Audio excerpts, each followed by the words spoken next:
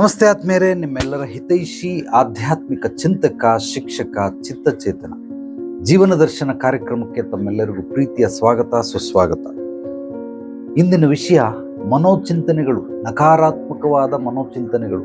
ಸ್ನೇಹಿತರೆ, ಸಾಕಷ್ಟು ಜನ ಜೀವನದಲ್ಲಿ ಸೋಲನ್ನ ಅನುಭವಿಸೋದಕ್ಕೆ, ಎಡವು ಬೀಳೋದಕ್ಕೆ, ಲಾಸ್ ಮಾಡ್ಕೊಳ್ಳೋದಕ್ಕೆ, ದುಃಖ, ಸಂಕಟ, ಬೇಸರ, ಜಿಗುಪ್ಸೆಯನ್ನು ಪಟ್ಕೊಳ್ಳೋದಕ್ಕೆ ಮೂಲವಾಗಿ ಈ ಮನೋಚಿಂತನೆಗಳು ಕಾರಣವಾಗ್ತವೆ.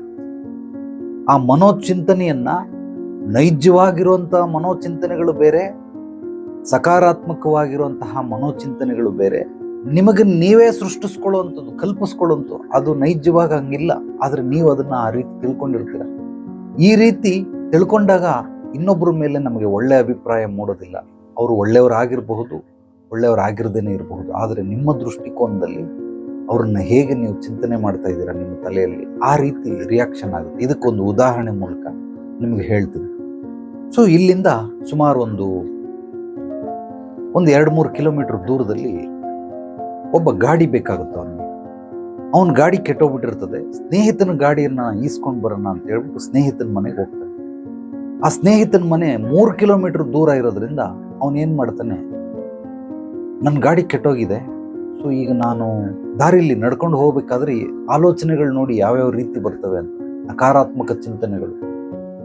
ಅವನೇನಾದರೂ ಏನು ಮನೇಲಿ ಗಾಡಿ ಇರಲಿಲ್ಲ ಅಂದಿದ್ರೆ, ಎಲ್ಲಾದ್ರೂ ಎತ್ಕೊಂಡು ಹೋಗ್ಬಿಟ್ಟಿದ್ರೆ, ಎಲ್ಲೋಗಿರ್ತಾನೆ, ಇವತ್ತು ಭಾನುವಾರ ಖಂಡಿತವಾಗ್ಲೂ ಮನೇಲೇ ಇರ್ತಾನೆ, ನಾನು ಹೋಗಿ ಖಂಡಿತವಾಗಿ ಗಾಡಿ ತೊಗೊಂಡು ಬಂದು ನನ್ನ ಕೆಲಸಗಳನ್ನು ಮುಗಿಸ್ಬಿಟ್ಟು ತಂದ್ಕೊಡ್ತೀನಿ. ಅಕಸ್ಮಾತ್ ಅವನೇನಾದ್ರೂ ಕೊಡಲ್ಲ ಅಂತಂದ್ರೆ, ಯಾಕೆ ಕೊಡಲ್ಲ, ನಾನು ಎಷ್ಟು ಸಲ ಅವನಿಗೆ ಸಹಾಯ ಮಾಡಿದ್ದೀನಿ, ಅವನು ಯಾಕೆ ನನಗೆ ಕೊಡಲ್ಲ, ಕೊಡಬೇಕು, ಯಾಕೆ ಕೊಡದೇ ಇರೋಕ್ಕೆ ಸಾಧ್ಯನೇ ಇಲ್ಲ. ಆ 3 ಕಿಲೋಮೀಟರ್ ದೂರ ಸಾಗೋವರೆಗೂ ಇವನ ಮನಸ್ಸಿನಲ್ಲಿ ಮನೋವಿಚಾರಗಳು ನಡೀತಾ ಇದೆ, ನಕಾರಾತ್ಮಕವಾದ ಮನೋವಿಚಾರಗಳು. ಅವನೇನಾದ್ರೂ ಕೊಡಲ್ಲ ಅನ್ನೋಡ್ಲಿ, ಹಂಗೆ ತೆಗೆದು ಬಿಟ್ಬಿಡ್ತೀನಿ, ಒಂದು ಹೊಡೆದ್ರೆ ಕೊಡ್ಲೇಬೇಕು. ಎಷ್ಟು ಸಲ ನಾನು ಅವ್ನಿಗೆ ಹೆಲ್ಪ್ ಮಾಡಿದ್ದೀನಿ, ಕ್ಲೋಸ್ ಫ್ರೆಂಡ್ ಅಂದಮೇಲೆ ಏನು ಸುಮ್ಮನೆ ಇರೋದು, ಒಬ್ರಿಗೊಬ್ರು ಸಹಾಯ ಆಗ್ಲಿದ್ಮೇಲೆ ಅವನು ಯಾವ ಸೀಮೆ ಫ್ರೆಂಡ್. ಏನಾದರೂ ಅವನ ಹೆಂಡತಿ ಮಾತುಬಿಟ್ಟು ಕೇಳಿ, ನಾವೆಲ್ಲೋ ಪಿಕ್ಚರ್ಗೆ ಹೋಗ್ತಾ ಇದ್ದೀರಿ, ದೇವಸ್ಥಾನಕ್ಕೆ ಹೋಗ್ತಾ ಇದ್ದೀರಿ, ಬೇಡ ಅಂತ ಅಂದ್ಬಿಟ್ರೆ ಏನ್ ಮಾಡೋದು? ಜಗಳ ಮಾಡೋದ್ರು ಸರಿನೇ, ಈಸ್ಕೊಂಡು ಬರ್ತೀನಿ. ಅವನೇ ಪ್ರಶ್ನೆಗಳಾಗ್ತಾವನೆ, ಅವನೇ ಉತ್ತರಗಳನ್ನು ನೀಡ್ತಾವನೆ. ಇದೇ ರೀತಿ ಮಾಡಿ ಮಾಡಿ ಆ ನಡಿಗೆ ಸ್ವಲ್ಪ ಬಿರುಸಾಗ್ತಾ ಹೋಗ್ತಾ ಇರುತ್ತೆ. ಆ ಬಿರುಸಾದಂತೆ ಅವನ ಆಲೋಚನೆಗಳು ಕೂಡ ಬಿರುಸಾಗ್ತಾ ಇರ್ತದೆ, ಹೆಚ್ಚಾಗ್ತಾ ಇರುತ್ತೆ. ವೇಗವಾಗಿ ಆಲೋಚನೆಗಳು ಬರ್ತಾನೆ ಇದಾವೆ. ಯಾಕೆ ಕೊಡೋದಿಲ್ಲ? ಅವ್ರ ಹೆಂಡತಿ ನನ್ನ ಮನೆಯಲ್ಲಿ ಎಷ್ಟು ಸಲ ಬಂದು ನಾನು ಅವ್ರಿಗೆ ಸಹಾಯ ಮಾಡಿದ್ದೀನಿ, ನಮ್ಮ ಮನೆಗೆ ಇದ್ದು ಸಾಕಿದ್ದೀನಿ ಅವ್ರನ್ನ. ಅವ್ರಿಗೆ ಸಿನಿಮಾಗೆ ಹೋಗೋದಕ್ಕಿಂತ, ದೇವಸ್ಥಾನಕ್ಕೆ ಹೋಗೋದಕ್ಕಿಂತ ನನಗೆ ಗಾಡಿ ಕೊಡೋದು ಇಂಪಾರ್ಟೆಂಟು, ಅವ್ರಿಗೆ ಅದೇ ಇಂಪಾರ್ಟೆಂಟ್ ಅಂತ ಹೆಂಗಾಗುತ್ತೆ? ಖಂಡಿತವಾಗಲಾಗಲ್ಲ. ನಾನು ಅವಳಿಗೂ ಕೂಡ ಬುದ್ಧಿ ಹೇಳ್ಬಿಡ್ಬೇಕಾದ್ರೆ ಇದು ಮಾಡ್ತೀನಿ. ಅವಳು ಏನಾದ್ರು ಗಾಂಚಲಿ ಮಾಡಿದ್ರೆ ಅವಳಿಗೂ ಒಂದು ಏಟ್ ಹೊಡೋದು. ಯಾಕೆ ಕೊಡ್ಲೇಬೇಕು? ನಾನು ಸಹಾಯ ಮಾಡಿದ್ಮೇಲೆ ಇನ್ನೇನ್ ಮಾಡ್ತಾರೆ ಅಂತ ಅಂದ್ಬಿಟ್ಟು ಹೋಗ್ತಾ ಹೋಗ್ತಾ ಹೋಗ್ತಾ ಇಲ್ಲಿ ಚಿಂತನೆಗಳು ಇನ್ನೂ ವಿಚಿತ್ರವಾದಂತಹ ರೂಪಗಳನ್ನ ಪಡ್ಕೊಳ್ತಾವೆ. ಬೆಳೀತಾ ಇದೆ ಬ್ರಹ್ಮರಾಕ್ಷಸನಾಗಿ ಬೆಳೀತಾ ಇದೆ. ಆ ನಡಿಗೆನೂ ಕೂಡ ಬಿರುಸಾಗಿದೆ. ಮನೆ ಬಂದೇ ಬಿಡ್ತು. ಡೋರ್ ತಟ್ಟಿದ ತಕ್ಷಣನೇ ಫ್ರೆಂಡ್ ಈಚೆ ತೆಗೆದ ಡೋರ್ನ ಒಂದೇ ಹೊಡೆದ. ಯಾಕೋ ಕೊಡಲ್ಲ ನೀನು ಗಾಡಿನ ಅಂತ. ಆತ ಡೋರ್ ತೆಗೆದವನಿಗೆ ವಿಷಯನೇ ಗೊತ್ತಿಲ್ಲ ಏನು ಅಂತ. ಯಾಕಲ್ಲೇ ನೀನ್ ಗಾಡಿ ಯಾಕೋ ಕೊಡಲ್ಲ? ಕತ್ತಿನ ಬಟ್ಟೆ ಹಿಡ್ಕೊಂಡು ಯಾಕೆ ಕೊಡಲ್ಲ ಗಾಡಿ?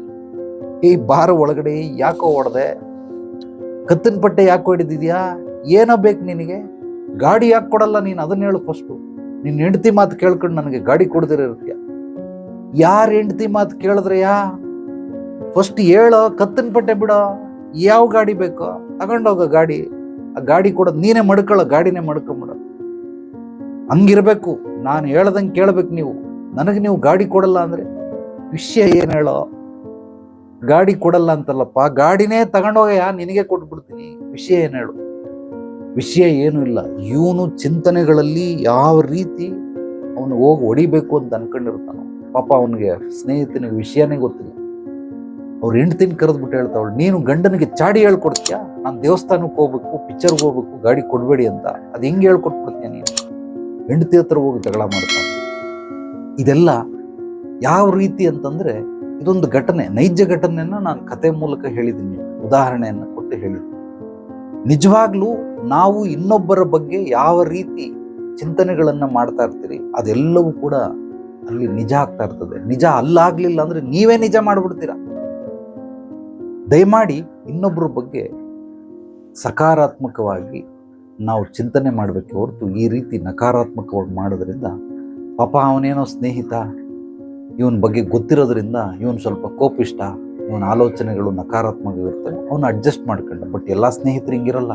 ತಿರುಗಿಸ್ ತೆಗೆದು ಒಂದು ಬಿಟ್ಟ ಅಂತ ಇಟ್ಕೊಳ್ಳಿ, ಸತ್ಗಿ ತೋಗ್ಬಿಟ್ರೆ, ಕೈ ಕಾಲು ಕತ್ತರಿಸ್ಬಿಟ್ರೆ, ಸೊ ಎಲ್ಲ ಸ್ನೇಹಿತರು ಹಂಗೆ ಇರ್ತಾರೆ ಅಂತ ಹೇಳಕ್ಕಾಗೋದಿಲ್ಲ.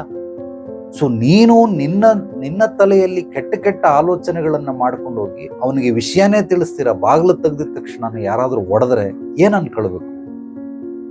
ಸೊ ಇದು ನಿಜವಾಗ್ಲೂ ಹಾಗೆ ಆಗುತ್ತೆ. ಈ ರೀತಿ ದಯಮಾಡಿ ಆ ಒಂದು ಸ್ಥಿತಿಗತಿಗೆ ಆಸ್ಪದವನ್ನು ಕೊಡಬೇಡಿ. ಇದು ಬಹಳ ಬಹಳ ನಮಗೆ ನೋವುಂಟು ಮಾಡುತ್ತೆ, ಸಂಬಂಧಗಳನ್ನ ಅಳಿಸೋಗ್ಬಿಡುತ್ತೆ, ಕಟ್ಟಾಗ್ಬಿಡುತ್ತವೆ. ಆ ರೀತಿ ಎಲ್ಲ ಮಾಡಬಾರ್ದು. ಸಕಾರಾತ್ಮಕವಾಗಿ ಚಿಂತನೆ ಮಾಡಿ. ಮೊದಲು ಇಲ್ಲಿಂದ ನೀವು ಗಾಡಿ ಕೇಳಬೇಕು, ಫೋನ್ ಮಾಡಿ ಅಥವಾ ನೇರವಾಗಿ ಹೋಗಿ ಕೇಳಿ.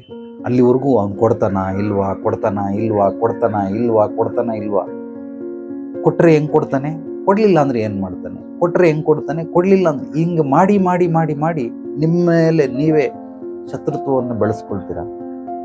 ನಿಮ್ಮ ಮೇಲೂ ಬೆಳೆಸ್ಕೊಳ್ತೀರಾ, ಅವ್ರ ಮೇಲೂ ಬೆಳೆಸ್ಕೊಳ್ತೀರಾ. ಇದು ಅಸಹಜವಾದಂತಹ ಕ್ರಿಯೆಗಳು. ಅದಕ್ಕೆ ದಯಮಾಡಿ ಈ ರೀತಿ ಮಾಡಬೇಕು. ಸಾಧ್ಯವಾದಷ್ಟು ನಾನು ಹೇಳೋದನ್ನ ನೀವು ಗಮನ ಕೊಟ್ಟು ಆಲಿಸಿ ಮನನ ಮಾಡಿ. ನಾನು ಹೇಳೋದೆಲ್ಲವೂ ಕೂಡ ಜೀವನಕ್ಕೆ ಒಂದು ಅತ್ಯದ್ಭುತವಾದ ಪಾಠವಾಗುತ್ತೆ, ಮೆಟ್ಟಿಲಾಗುತ್ತೆ. ಸೊ ನೀವು ಹತ್ಕೊಂಡು ಹೋಗೋದಕ್ಕೆ ಮೇಲೆ ಹೋಗ್ಬೇಕು ಅಂದ್ರೆ ನಮಗೆ ಮೆಟ್ಟಿಲುಗಳು ಬೇಕು, ಅಥವಾ ಏಣಿ ಬೇಕು, ಇಲ್ಲ ಹಗ್ಗ ಬೇಕು, ಇಲ್ಲ ಸ್ಟೂಲ್ ಬೇಕು, ಏನೋ ಒಂದು ಬೇಕು. ನಾನು ಹೇಳುವಂತಹ ಎಲ್ಲ ವಿಚಾರಗಳು ನನ್ನ ಅನುಭವದ ಮಾತುಗಳು, 20 ವರ್ಷದ ದಿವ್ಯಾನುಭವ. ಸೊ ಇಲ್ಲಿ ವಿಚಿತ್ರವಾಗಿರೋದು, ವಿಶೇಷವಾಗಿರೋದು, ವಿಭಿನ್ನವಾಗಿರುವಂತಹ ಸಮಸ್ಯೆಗಳನ್ನು ಹೊತ್ತು ತರ್ತಾರೆ. ಆ ಸಮಸ್ಯೆಗಳಿಗೆಲ್ಲ ಪರಿಹಾರ ಕೊಟ್ಟಿರೋದ್ರಿಂದ ನಿಮಗಿಂತ ಹೆಚ್ಚಾಗಿ ನನ್ನ ಅನುಭವಗಳಿದೆ. ದೇಶ ಸುತ್ತಿ ನೋಡು, ಕೋಶ ಓದಿ ನೋಡು ಅಂತ ಎರಡೂ ರೂಪದಲ್ಲೂ ನಾನು ಮಾಡಿರೋದ್ರಿಂದ ಖಂಡಿತವಾಗ್ಲೂ ಇದೆಲ್ಲವೂ ಕೂಡ ನಿಮಗೆ ಅತ್ಯದ್ಭುತವಾದ ಜ್ಞಾನೋದಯ ಮೂಡಿಸೋದಕ್ಕೆ ನನ್ನ ವಿಚಾರಗಳು, ಈ ಜೀವನ ದರ್ಶನ ಕಾರ್ಯಕ್ರಮ ಬಹಳ ಬಹಳ ಹೆಲ್ಪ್ ಬರುತ್ತೆ. ಈ ವಿಡಿಯೋವನ್ನು ನಿಮ್ಮೆಲ್ಲ ಸ್ನೇಹಿತರಿಗೆ, ಆತ್ಮೀಯರಿಗೆ ತಪ್ಪದೆ ಶೇರ್ ಮಾಡಿ. ಜ್ಞಾನ ಹಂಚೋದ್ರಿಂದ ಬೆಳೆಯುತ್ತೆ. ನಮ್ಮ ಚಾನಲನ್ನು ಮೊದಲನೇ ಸಲ ಭೇಟಿ ನೀಡಿದರೆ ಸಬ್ಸ್ಕ್ರೈಬ್ ಮಾಡಿ. ಫೇಸ್ಬುಕ್ಕಲ್ಲಿ ನೋಡ್ತಾ ಇದ್ರೆ ಲೈಕ್ ಮಾಡಿ. ಸೊ ನಿಮ್ಮ ಅನಿಸಿಕೆ, ಅಭಿಪ್ರಾಯಗಳನ್ನು ಅಥವಾ ನಿಮ್ಮ ಪ್ರಶ್ನೆಗಳನ್ನು ನನ್ನ ವಾಟ್ಸಪ್ ನಂಬರ್ಗೆ ವಾಯ್ಸ್ ಮೆಸೇಜ್, ಟೆಕ್ಸ್ಟ್ ಮೆಸೇಜ್ ಕಳಿಸಿ, ಇಲ್ಲ ಕಾಮೆಂಟ್ ಕೂಡ ಮಾಡಿ. ನೀವು ಕೇಳುವಂತಹ ಪ್ರಶ್ನೆಗಳನ್ನೇ ಜೀವನ ದರ್ಶನ ಕಾರ್ಯಕ್ರಮದಲ್ಲಿ ವಿಷಯವನ್ನಾಗಿ ಮಾಡಿಕೊಂಡು ಹೇಳೋದಕ್ಕೆ ಇಷ್ಟಪಡ್ತೀನಿ. ಅಂದರೆ ನಿಮ್ಮ ಉತ್ತರಗಳನ್ನು ನೀಡೋದಕ್ಕೆ ಇಷ್ಟಪಡ್ತೀನಿ. ಸೊ ಈ ವಿಡಿಯೋನ ಎಲ್ಲರಿಗೂ ಶೇರ್ ಮಾಡಿ. ಯಾರಿಗೆ ಯಾವುದೇ ರೀತಿ ಸಮಸ್ಯೆಗಳಿರಲಿ, ತೊಂದರೆಗಳಿರಲಿ, ನೇರವಾಗಿ ಬಂದು ಭೇಟಿ ಮಾಡಿ. ಖಂಡಿತವಾಗಲೂ ನಿಮ್ಮ ಪೂರ್ವಾಪರಗಳನ್ನು ತಿಳಿದು ನಿಮ್ಮ ಸಮಸ್ಯೆಗೆ ಪರಿಹಾರ ಕೊಡೋದ್ರ ಜೊತೆಗೆ ಅತ್ಯದ್ಭುತವಾದ ಭವಿಷ್ಯದಲ್ಲಿ ಅಭಿವೃದ್ಧಿ, ಸಮೃದ್ಧಿ ಹೊಂದೋದಕ್ಕೆ ಮಾರ್ಗದರ್ಶನ ನಿರಂತರವಾಗಿ ನಿಮಗೆ ಆಧ್ಯಾತ್ಮಿಕ ಸುಬೋಧಿನಿ ಕೇಂದ್ರದಲ್ಲಿ ಸಿಗುತ್ತೆ. ಎಲ್ರಿಗೂ ಒಳ್ಳೆಯದಾಗಲಿ. ನಾಳೆ ಮತ್ತೆ ಭೇಟಿಯಾಗೋಣ ಮತ್ತಷ್ಟು ಸತ್ವಭರಿತ ವಿಚಾರಗಳೊಂದಿಗೆ. ಎಲ್ಲರೊಳಗಡೆಗಿರುವ ಭಗವಂತನಿಗೆ ನನ್ನ ಭಕ್ತಿಪೂರ್ವ ಪ್ರಣಾಮಗಳು. ಸರ್ವೇ ಜನ ಸುಖಿನೋ ಭವಂತು. ಶುಭರಾತ್ರಿ.